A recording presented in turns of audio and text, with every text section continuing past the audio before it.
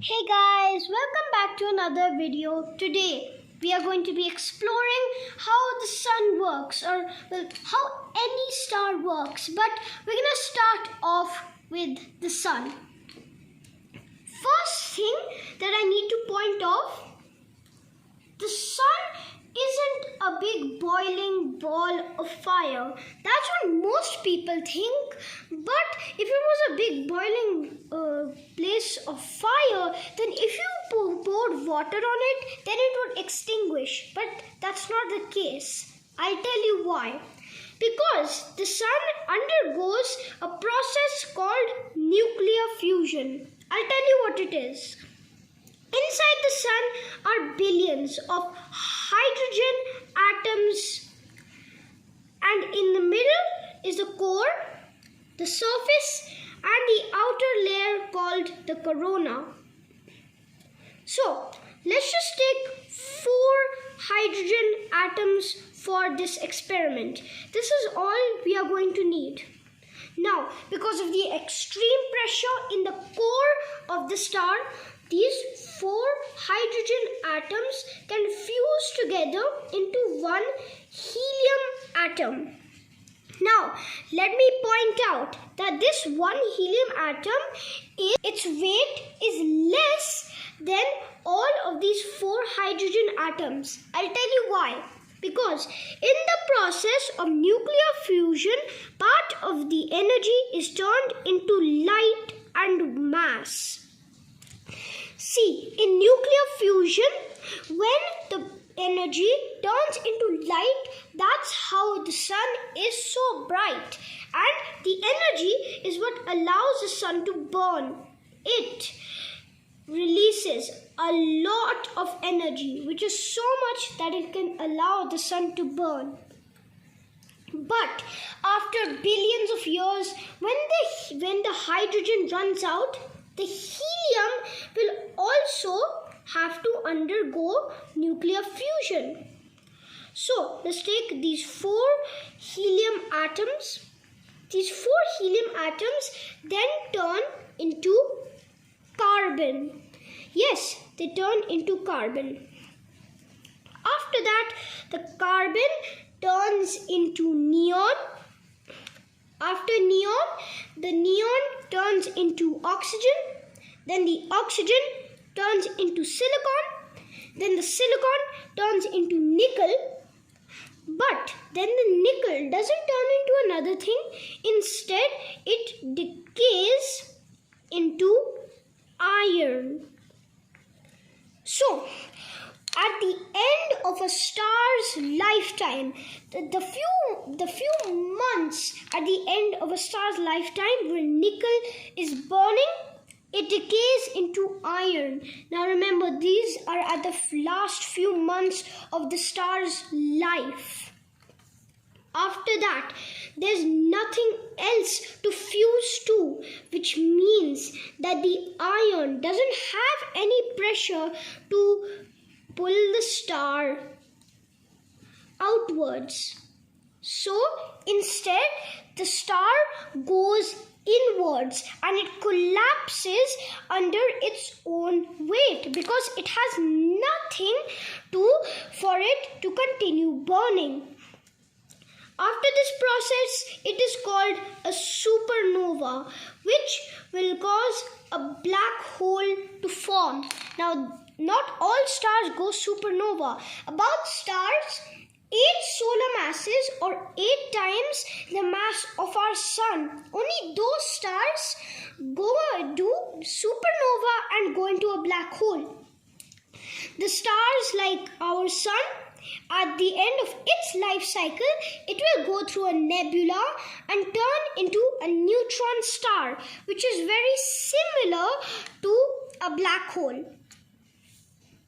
Now you can see that this is how nuclear fusion works, but it isn't actually the pressure causing the star to go supernova. It's actually the neutrinos. I'll tell you what neutrinos are. When nuclear fusion happens, a lot of neutrinos are released. Normally, neutrinos are basically nothing, they don't do much. But when so many neutrinos, about 10 to the 58 neutrinos, are released every nuclear fusion, so many neutrinos are released that in the iron stage, at the end of the star's life cycle, the neutrinos, the insane amount of neutrinos, that is actually the thing that makes the star go supernova. Our sun's life cycle is estimated to be about 10 billion years. Now, 5 billion years the star has already burned through, so it's about half its life cycle is done. And that's kind of how all the other stars work as well. Also, I want to point out another thing. The sun is like a grain of sand in our universe. It is very small. The universe might be infinite. Scientists aren't really sure, but what the scientists do know is that the observable universe, or the universe that we can see, is not infinite. The actual universe itself might be infinite, but the observable universe is not infinite.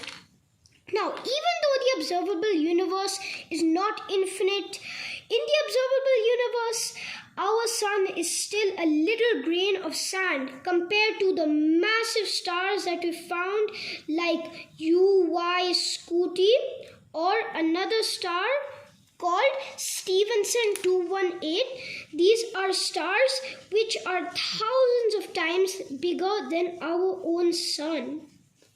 Now you can see that we are pretty insignificant in our universe, but still, stars like our sun are still an amazing thing that do lots of work.